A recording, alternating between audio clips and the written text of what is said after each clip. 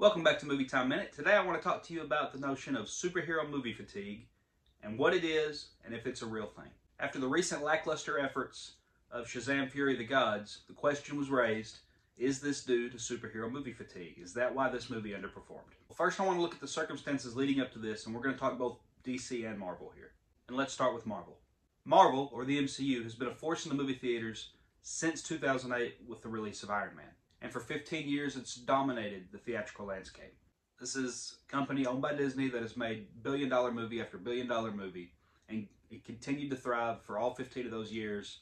And I heard a lot of people say after Endgame that the numbers would decline, because Avengers Endgame was this big culmination event with all of these years of Marvel put together. But here's the thing. We still had movies like Spider-Man No Way Home, Doctor Strange and the Multiverse of Madness that made $1 billion or over $1 billion or even close to $1 billion.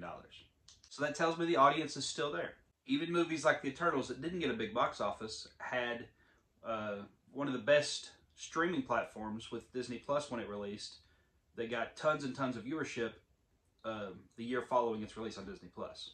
Black Widow, which opened up day and date with Disney Plus as well as in theaters in the height of the pandemic, still pulled in almost $100 million opening weekend domestically. And those are all post-Avengers Endgame. But that's not to say it didn't have its criticism. There's been a lot of criticism on Marvel lately.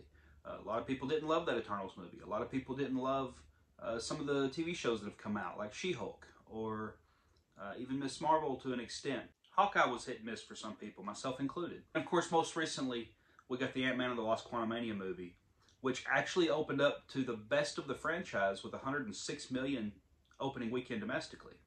I think right now it falls somewhere between 500 and 600 million worldwide. Not a bad number, not exactly what MCU is looking for, but still not a bad number. So if Marvel, with all its flaws, is continuing to succeed, why is it that Shazam! Fury of the Gods failed with DC? Well, let's look at what's been going on with DC for the past several years. I would say you've got multiple narratives going on here.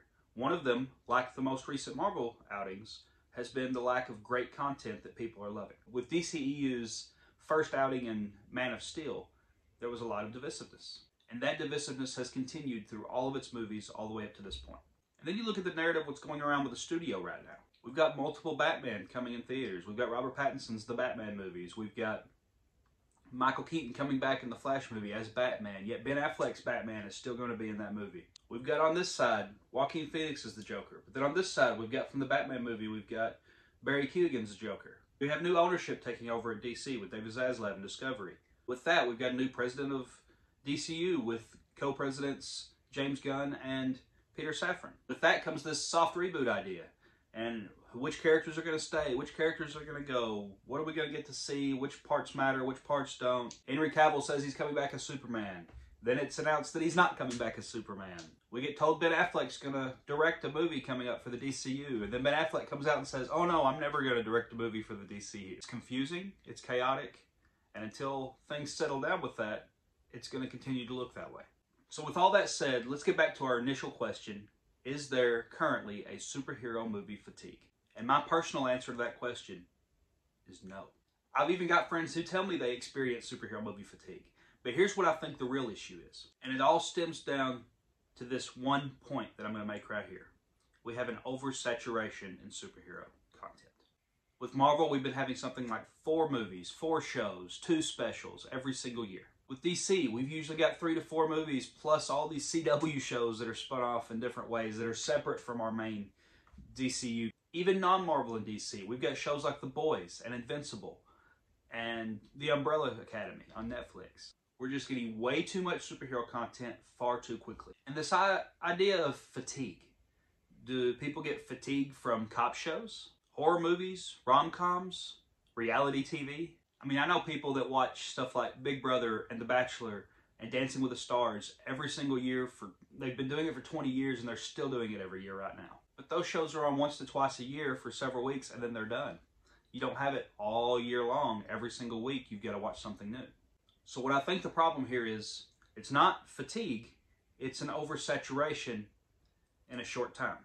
And what that oversaturation does with each of these studios is it brings rushed storytelling. And because of that, the stories suffer, the CGI suffers, and ultimately, we as the audience suffer. Let's hope with some of the new leadership that's going in right now in both Marvel and DC that things start to turn around. I know DC's got its reboot coming.